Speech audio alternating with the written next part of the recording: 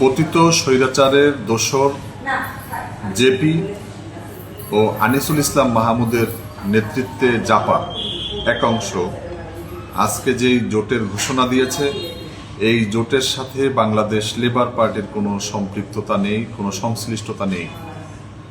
আমরা জানি যে এই জেপি 14 দলীয় জোটের একটি শরিক দল। এই আনিসুল ইসলাম মাহমুদ পানি সম্পদ মন্ত্রী ছিল 14 সালের বিনা ভোটের সরকারের।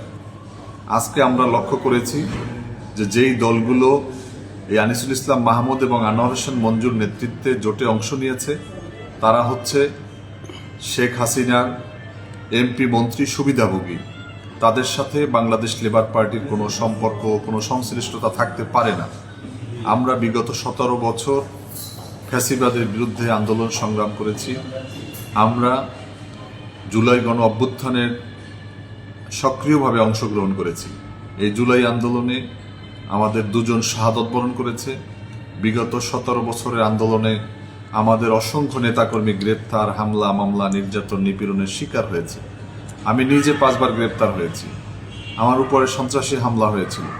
তো আমরা লেবার পার্টির সাথে এই জোটের কোনো সংশ্লিষ্টতা নেই। আমাদের দলীয় নেতাকর্মী এবং শুভানুধ্যায়ী সহ দেশবাসীর প্রতি আহ্বান জানাই, এই জোটকে প্রত্যাখ্যান করুন এবং এদের সাথে এদেশের জাতীয়তাবাদী ধর্মীয় মূল্যবোধে বিশ্বাসী শক্তির কোনো সংশ্লিষ্টতা নেই। তারা আওয়ামী লীগের বি টিম হিসাবে রাজনৈতিক ফায়দা হাসিলের জন্য জোটের নামে নতুন করে নির্বাচনকে বাধাগ্রস্ত করার ষড়যন্ত্রে লিপ্ত। এদের ষড়যন্ত্রের হাত থেকে আমাদের দেশ জাতিকে রক্ষা করতে হবে। সবাইকে ধন্যবাদ। লেবার পার্টি জিন্দাবাদ।